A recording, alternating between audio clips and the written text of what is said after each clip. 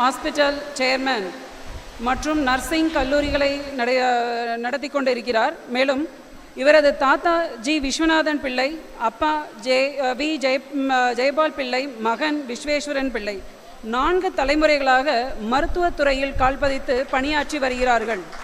மேலும் இவர் தன்னை காண வரும் நோயாளிகளுக்கு கட்டணமே வாங்குவதில்லை என்பது மேலும் சிறப்பு. இவர் 22 நாடுகளுக்கு சென்று உரையாற்றியுள்ளார். மேலும் ஒவ்வொரு வருடமும் செப்டம்பர் 5ஆம் தேதி வ.உ.சி. அவர்களுக்கு மாபெரும் ஊர்வலம் ஒன்றையும் நடத்தி வருகிறார்.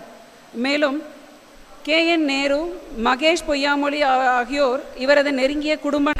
சரி, ஓகே. அப்போ வந்துட்டு ஐயா அவர்களை உரையாற்ற அன்புடன் அழைக்கிறோம். உங்கள் கரவொலியை எழுப்புங்கள். Thanks for the wonderful introduction, ma. Thank you so much.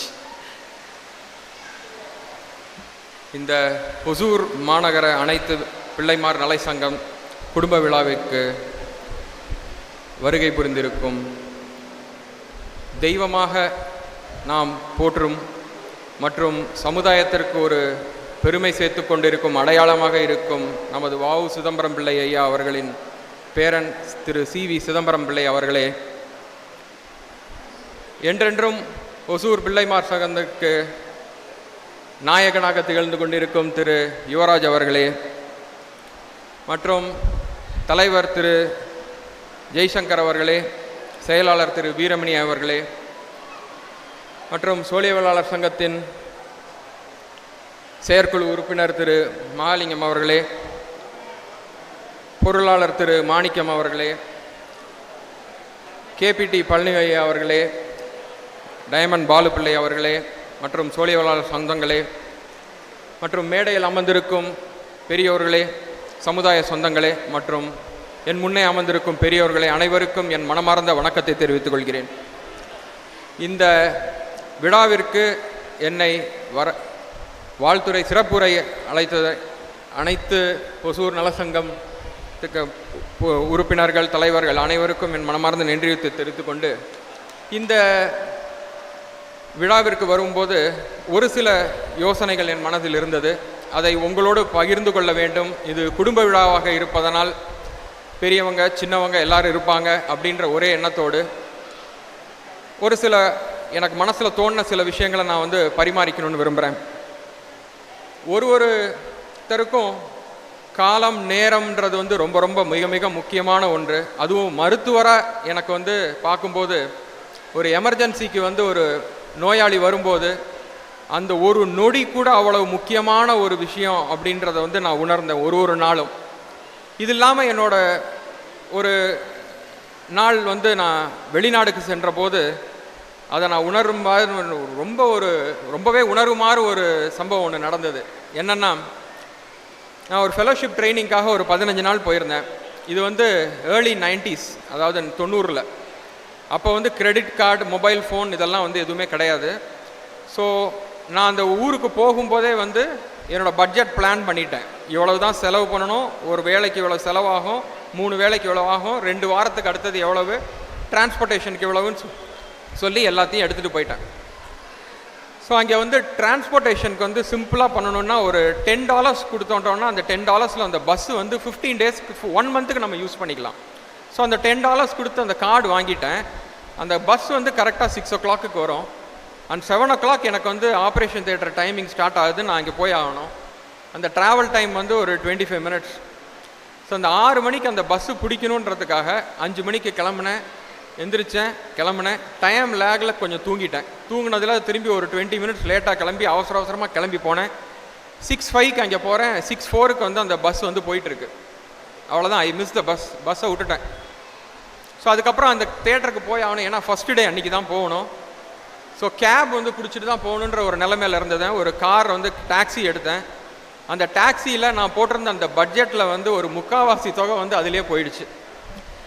So அதனால் என்னோடய 3 வேளை சாப்பாட்டு கூட முடியாமல் 2 வேளையாக கட் பண்ணிவிட்டு மிச்ச நாட்களை கரெக்டாக அந்த $10 உண்டான அந்த பஸ்ஸை எடுத்து போக வேண்டியதாக இருந்தது. ஸோ அன்றைக்கி உணர்ந்தேன். ஏன்னா அது வரைக்கும் I was very fortunate. Grandfather doctor, father doctor, born with golden ஸ்பூன்னு சொல்லுவாங்க. சில்வர் ஸ்பூனையும் தாண்டி எதுனாலும் என்னோட இடத்துல திருச்சி ஆகட்டும், தமிழ்நாட்டுக்குள்ளே எங்கே வேணாலும் என்னால் சாதிச்சுக்க முடியும், டைம் இல்லைனாலும் எந்த காரை வேணாலும் எடுத்துக்கலாம், அந்த மாதிரி இருந்த ஒரு பையனுக்கு அங்கே வந்து ஒரு பப்ளிக் டிரான்ஸ்போர்ட் எடுக்கணும், அந்த டைம் வந்து எவ்வளோ முக்கியன்றது வந்து அன்றைக்கி நான் உணர்ந்தேன். ஸோ அதே மாதிரி நேரம் காலம் ரொம்ப ரொம்ப முக்கியம். அந்தந்த நேரத்தில் செய்ய வேண்டிய கடமைகளை வந்து கரெக்டானபடி செய்யணும். அது மட்டும் இல்லாமல் இன்னும் ஒரு சின்ன ஒரு இது, குழந்தைங்களை நம்ம வளர்க்குறோம். குழந்தைங்களை வளர்க்கும்போது நம்ம வந்து ரொம்ப பாசிட்டிவாக நம்ம வந்து வளர்க்கணும். அதுக்கு ஒரு சின்ன கதை ஒன்று சொல்லணும்னு இந்த இடத்துல நேரத்தில் விரும்புகிறேன். அந்த குழந்தைங்க வந்து அதாவது ஒரு குடும்பம் இருக்குது, ஒரு விவசாயி, அவங்களுக்கு வந்து 2 பிள்ளைங்க இருக்காங்க.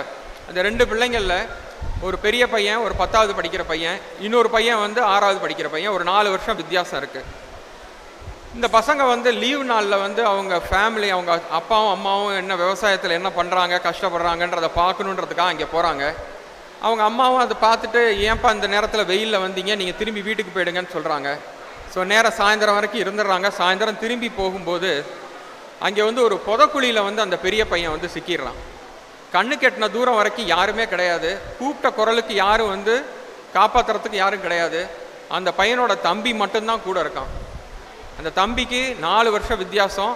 அந்த பெரிய பையனை புதக்குழியிலேருந்து காப்பாற்றி ஆகணும். அந்த பையன் என்ன பண்ணுறான், பெரிய பையன் உள்ள புதக்குழியில் மாட்டின பையன், அவனை வந்து தம்பி எப்படியாவது காப்பாற்றுடா காப்பாற்றுடா தம்பி காப்பாற்றுறான்னு திரும்பி திரும்பி அந்த ஓசையை உறக்கிக்கிட்டே இருக்கான். என்ன சொல்கிறான், திருப்பி திருப்பி தம்பி என்னை காப்பாற்றிடுன்னு உறக்கிக்கிட்டே இருக்கான். இதை தவிர வேறு எந்த ஓசையும் அந்த பையனுக்கு வந்து எதுவுமே தெரியல. அந்த தம்பிக்கும் அண்ணனை எப்படியாவது காப்பாற்றி ஆகணும் அப்படின்ற ஒரே எண்ணம். பக்கத்தில் ஒரே ஒரு கயிறு ஒன்று கிடக்குது, அவ்வளோதான். இதை தவிர வேறு எதுவுமே கிடையாது. கூப்பிட்ட குரலுக்கு கூப்பிட்டு வந்து காப்பாற்றுறதுக்கு ஒருத்தருமே கிடையாது. அந்த நேரத்தில் என்ன பண்ண முடியும், வேறு எதுவுமே கிடையாது. அந்த கயிறை கொடுத்துட்டான். கயிறை அண்ணங்காரன் பிடிச்சிட்டான், தம்பிக்காரனும் பிடிச்சிட்டான். இழுன்னு சொல்கிறான், அவனால் இழுக்க முடியல. ஆனால் அதையும் மீறி அவனையே அறியாமல் ஒரு ஃபோர்ஸ் அவனை வந்து வேலை செய்ய வச்சு அவன் வந்து அந்த அண்ணன் பையனை வந்து காப்பாற்றிட்டான் அந்த இடத்துலேருந்து. ஸோ இதிலேருந்து என்ன தெரியுது, அவனோட செல்ஃப் கான்ஃபிடென்ஸுன்னு நீங்கள் சொல்லலாம். அந்த செல்ஃப் கான்ஃபிடென்ஸையும் மீறி ஒரு விஷயம் அந்த இடத்துல நம்ம வந்து புரிஞ்சுக்கணும். உன்னால் காப்பாற்ற முடியும், காப்பாற்ற தம்பின்னு அவனை திரும்பி திரும்பி அந்த பாசிட்டிவான ஒரு ஓசையை ஒலிக்க அந்த தம்பி அந்த சின்ன பையனால் கூட அந்த ஒரு பெரிய பையனை வந்து காப்பாற்ற முடியுது அப்படின்ற ஒரு விஷயத்தை இந்த இடத்துல வந்து புரிஞ்சுக்கணும். இது போல் வந்து நம்ம என்றைக்குமே நம்ம குழந்தைங்களுக்கு வந்து உன்னால் முடியும் அப்படின்ற ஒரே எண்ணத்தோட ஒரு பாசிட்டிவிட்டி மைண்டோட நம்ம வந்து வளர்த்தோம் அப்படின்னா நாளை சமுதாயம் நம்ம குழந்தைங்க நல்ல ஒரு நிலைமைக்கு வந்து வரத்துக்கு வந்து நல்ல வாய்ப்பு இருக்குன்றதை வந்து இந்த நேரத்தில் நான் பதிவு செய்ய விரும்புகிறேன். பெரியவங்களால் நம்ம வந்து என்றைக்குமே நம்ம வந்து ஒரு தொழில் சார்ந்து நம்ம வந்து பயணித்துக்கிட்டு இருப்போம். அந்த தொழிலில் வந்து நம்ம ஒரு எம்ப்ளாயியாக இருப்போம், இல்லைன்னா நம்ம ஒரு 4-5 எம்ப்ளாயரை வச்சுட்டு நம்ம வேலை செய்யக்கூடிய ஒரு தொழிலில் இருப்போம். என்றைக்காக இருந்தாலும் நம்ம வந்து ஒரு பாசிட்டிவ் மைண்டோட எகெயின் அந்த இடத்துலையும் நம்ம பணிபுரியணும். நம்மளோட கோல்ஸை வந்து நம்மளோட எந்த இலக்கை நோக்கி நம்ம வந்து போகிறோம் அப்படின்றத வந்து நம்ம வந்து நிர்ணயித்துட்டு ஒரு நாளும் வேலை செய்யும்போது அந்த கோல்ஸை நோக்கி அந்த நோக்கி நம்ம வந்து பயணிக்கணும். அப்படி பயணித்தாதான் நம்ம வந்து சக்ஸஸ்ஃபுல்லாக வர முடியும். அதே மாதிரி பெரியவங்க நீங்கள் எல்லாருமே 1 மணி நேரம் ஒரு நாளைக்கு நம்மளோட வருமானத்தை வந்து எப்படி பெருக்கிறது அப்படின்றத 1 மணி நேரம் ஒரு நாளைக்கு வந்து சிந்திங்க.